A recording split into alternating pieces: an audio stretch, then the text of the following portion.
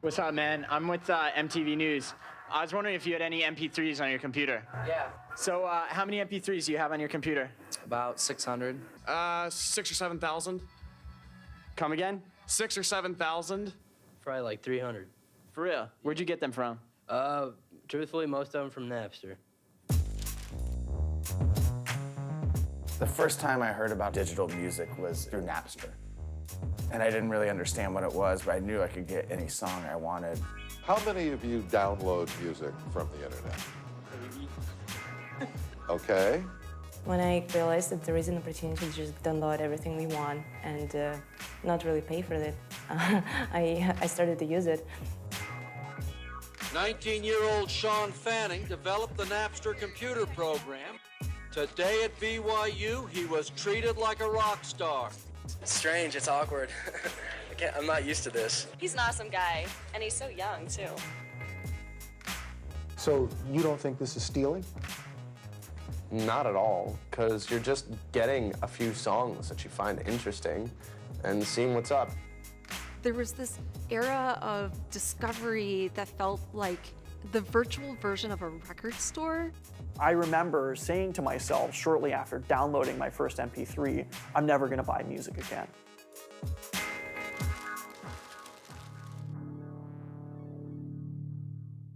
Don't steal the music! Don't steal the music! Don't steal the music! Don't steal the music! Don't steal the music! Don't steal the music! If people leech off the system for free, the creators of copyright will not get compensated, and the movies and music will not get made. It's as simple as that.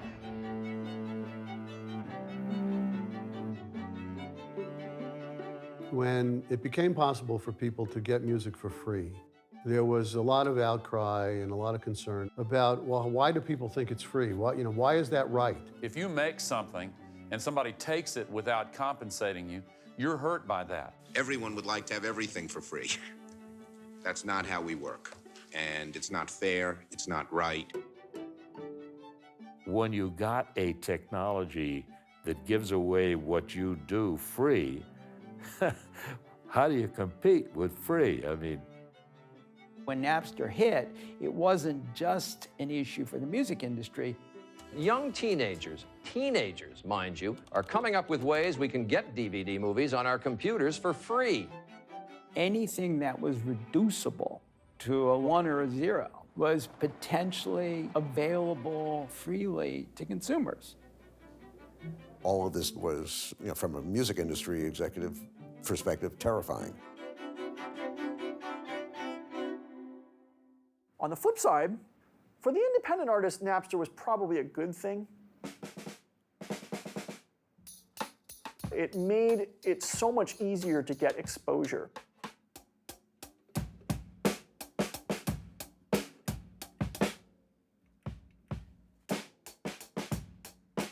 Probably 96, 97. Started making my first songs on the computer and putting them on the internet. And then Napster came out. Yeah, it was massive, you know? I'd look at my songs on Napster and like see them on there like a lot, you know? If a lot of search results came up, it was like a lot of people had it. So you could kind of tell like that, like, wow, so this stuff's really spreading, you know?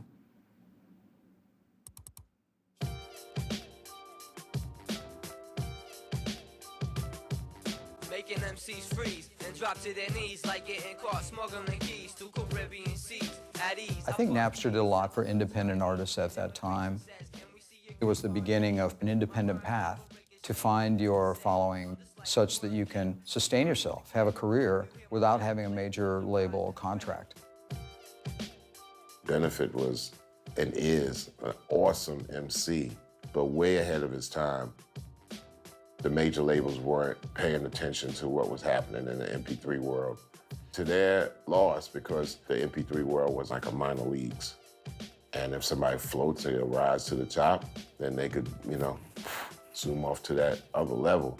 The old paradigm from the last century only was good for that last century. The new century, I look at Napster as being new radio, and people are finding ways that now you're gonna have 1 million artists and 1 million labels now all in the record game. I got the deaf people hearing this, blind people seeing this, paralyzed from the neck down, still feeling this. But then the flip side, if you're making a living off of music as a musician, and suddenly your revenue streams like cut out from under you, like, yeah, I totally understand. Paralyzed from the neck down, neck down, neck down.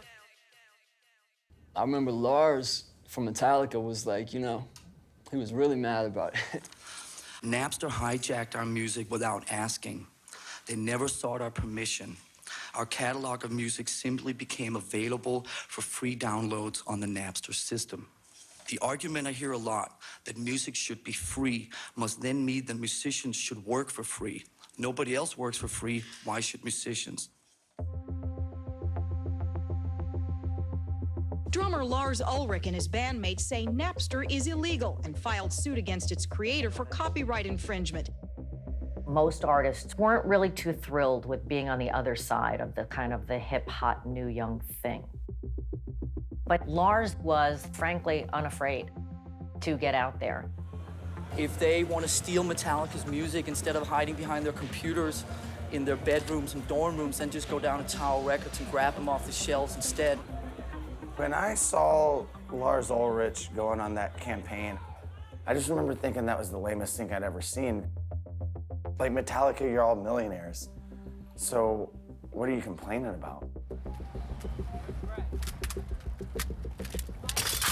What's your beef with Metallica then? Why not let the people listen to music? As far as I'm concerned, Metallica is off my best album.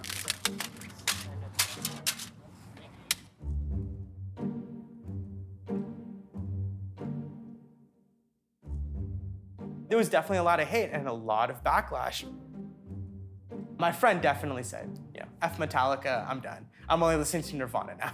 I've removed all the Metallica files from my hard drive. I don't want anything to do with Metallica anymore.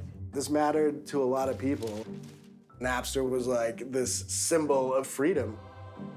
And so when you have guys like Lars Ulrich trying to shut Napster down, you're gonna have a hell of a backlash. Lars's argument was the one that I supported, and others in the industry did as well.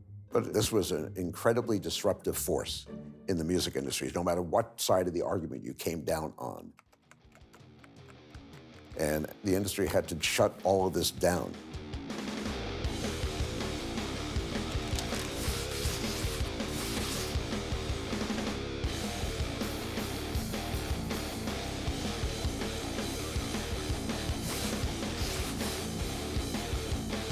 Using a PC to download music is one of the hottest of today's computer trends, and that has the recording companies up in arms and heading to court. At the center of their dispute is a music-sharing internet service known as Napster.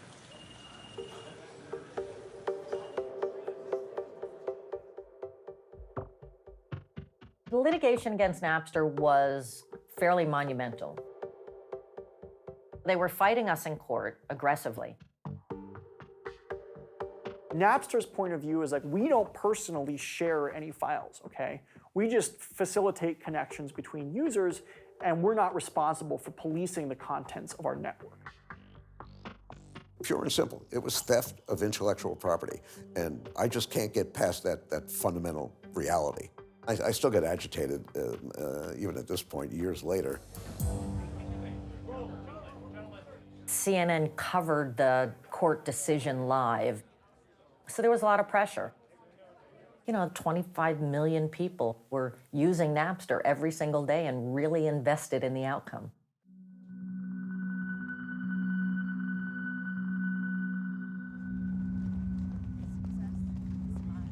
In the end, the judge ruled that it was obvious to everyone at Napster that they knew what was going on. Napster appealed that and lost again.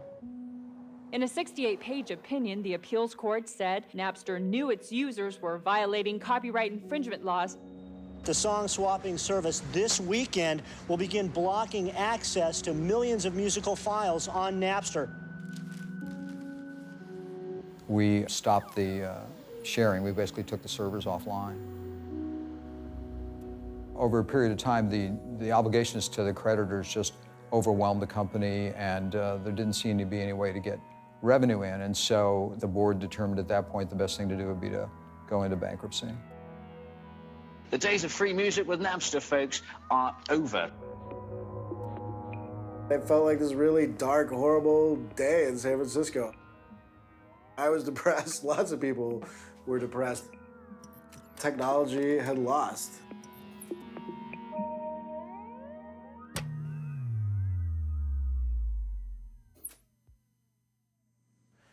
But then, of course, the moles started popping all over the place.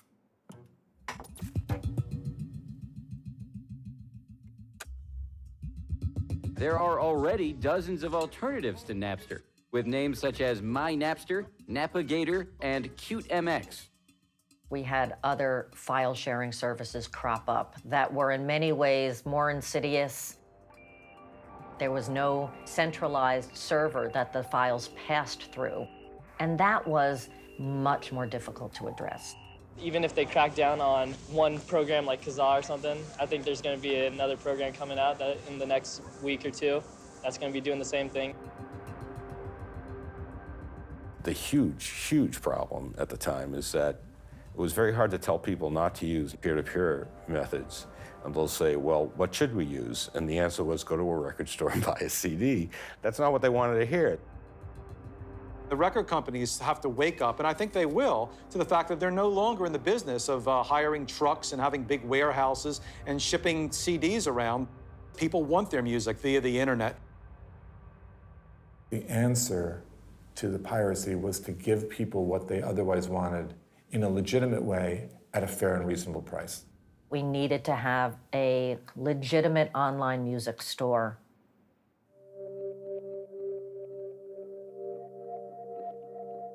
The labels tried in their own lame ways to debut digital music stores of their own, which were total failures.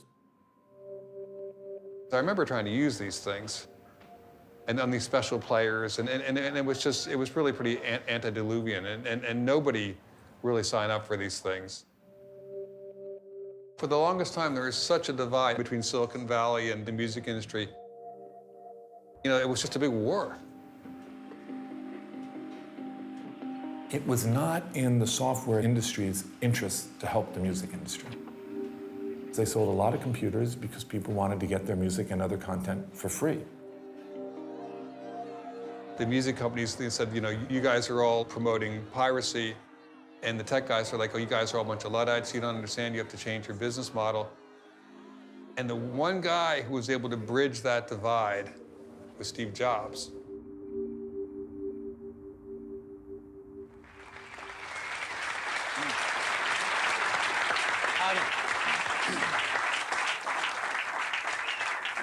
I've been back about 8 to 10 weeks, and we've been working really hard. And what we're trying to do is not something really highfalutin. We're trying to get back to the basics. Steve Jobs had been fired at Apple and then been brought back. And at the time, Apple was in some ways a bit player in the computer space. The Mac products represented about 3% market share. This company's absolutely going to turn around. As a matter of fact, I think the question now is not, can we turn around Apple? I think that's the booby prize. I think it's, can we make Apple really great again? In 2001, he introduced the iPod. There it is, right there. So Steve saw a great opportunity in the music space for Apple. Music's been around for a long time. You know, it's a real tangible market. And I think if we can bring some value to that market, then we'll succeed. In late 2002, Steve Jobs called and said that he was going to create an online music store. And I saw that as the perfect opportunity to at least say, all right, we've got something out there. We came up to Cupertino and went into a conference room. And Steve walks in. I don't think we even knew that that was going to happen. But he walks in and says, I want to show you the iTunes store. And then he sits there for 2 hours, himself with the mouse, showing how the store would work. He was like a little kid in a candy store, absolutely, fascinated with this thing that I remember thinking, it's so simple. And in fact, it was, but that's what made it brilliant. It worked better than anything we'd ever seen before. And it became obvious this was a good thing to go with.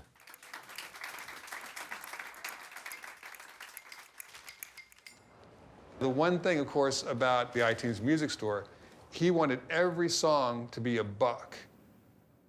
Steve Jobs wanted to sell singles off of every album that was on iTunes. He did not want a single album on the store that you could not break down in singles. That had, really serious ramifications, for the music industry. There would be unbundling the album.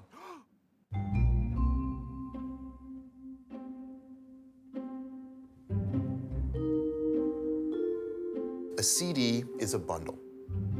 It's a bundle of songs. If you want one song, you must buy the entire package. Bundles inflate the total revenue because people are kind of forced to pay up a bit. So let's take a canonical example, which would be Vanilla Ice. I would be surprised if most people can name more than one Vanilla Ice song. But Vanilla Ice sold something like 10 million albums on the basis of just one hit song. So $160 million in revenue. Once you liberated the single from the album, that excess income from the compact disc would go away forever. You would only earn a small fraction of what you previously earned. They knew this was going to hurt them. It's to say as a music fan, but it seems like music is almost disposable now. You would put out an album, every 6 years, tour for those 6 years off of that one album, but now having to put out a single, and then 3 singles, and then all of a sudden it's just a string of singles with no cohesion like an album, and really the songs don't have as much meaning to you as they did back then.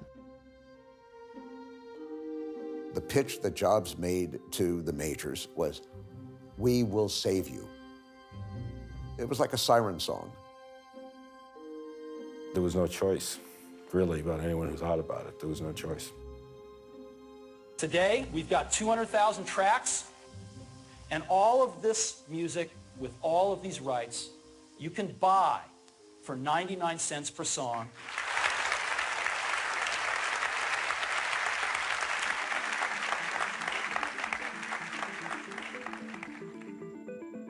It's called iTunes. iTunes Online Music Store. The iTunes Music Store. They've really just created, what we've all been waiting for, which is a purely digital music marketplace.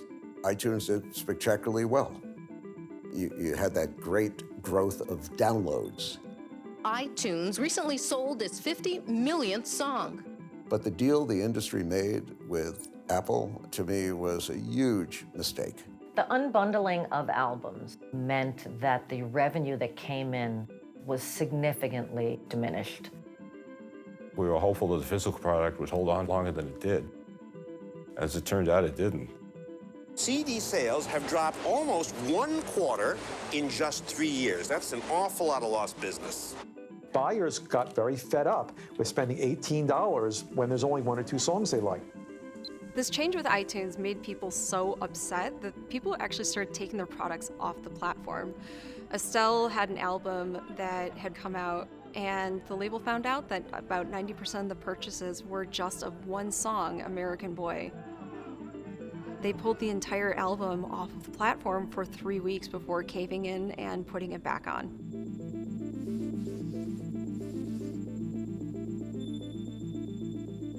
Really, they were desperate. And they decided what they would do was go after the end users of the peer-to-peer sites. The average file sharer, John and Jane Download.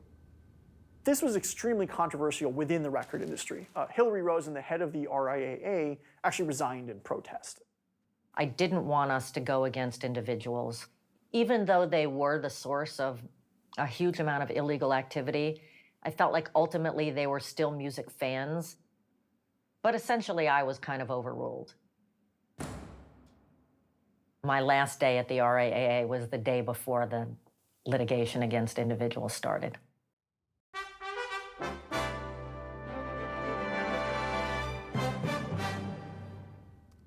Yesterday, the music industry took another step, for the first time going after people downloading and swapping music online.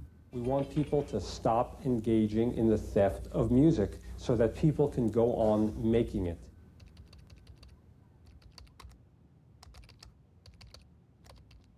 I don't remember if I got it via letter or email, but I basically got what looked like a scam from the RIAA saying, you owe us for having downloaded music.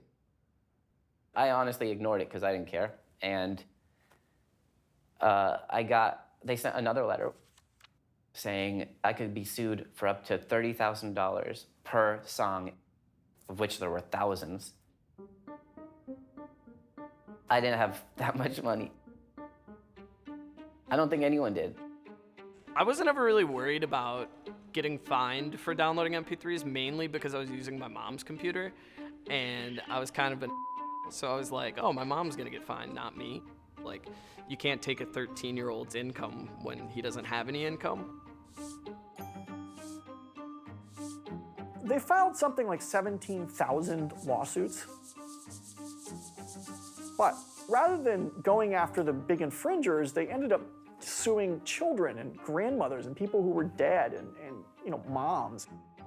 Vonnie Bassett was shocked to be slapped with a lawsuit for the hundreds of songs her teens downloaded off the internet for free.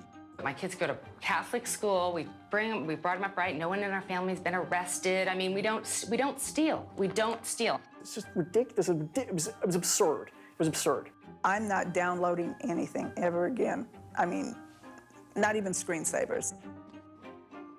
Almost everybody was forced to settle, often for a relatively small amount of money, like $3,000 or $4,000. But in the end, this just made people hate them. It didn't create a deterrent effect, it just made them loathed.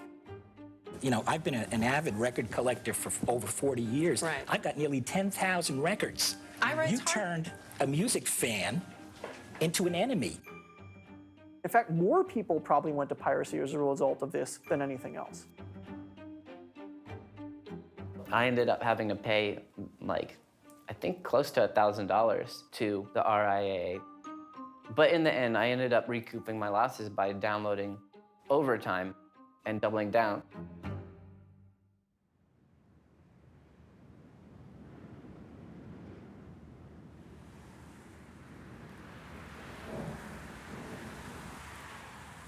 Between the piracy and the unbundling, the industry recognized that it was on a decline. And over the course of, 15 years, shrank significantly. Industry revenue, I think in '99 was worldwide $34 billion. And it fell to something like $16 billion. The industry was just destroyed, annihilated. A simple dynamic in business, when an industry is under threat, you consolidate, which is a fancier word for cutting costs. You put two big music enterprises together, you can eliminate a whole bunch of jobs.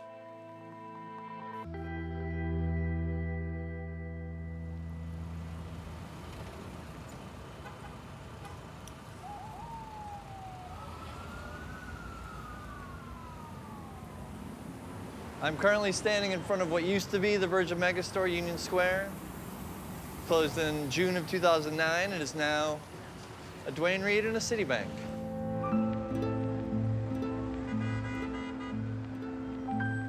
This building formerly used to be Tower Records. It was the first Tower Records in New York. That window right there where the light is, that floor I worked on. It was the oldies section. CD sales were dipping since I think like 2000, 2001. That's where the decline really kicked in. I can't even remember the last time I physically went and bought a CD. When 2006 happened, it was all over for me. That was the end of it. There wasn't much I could do.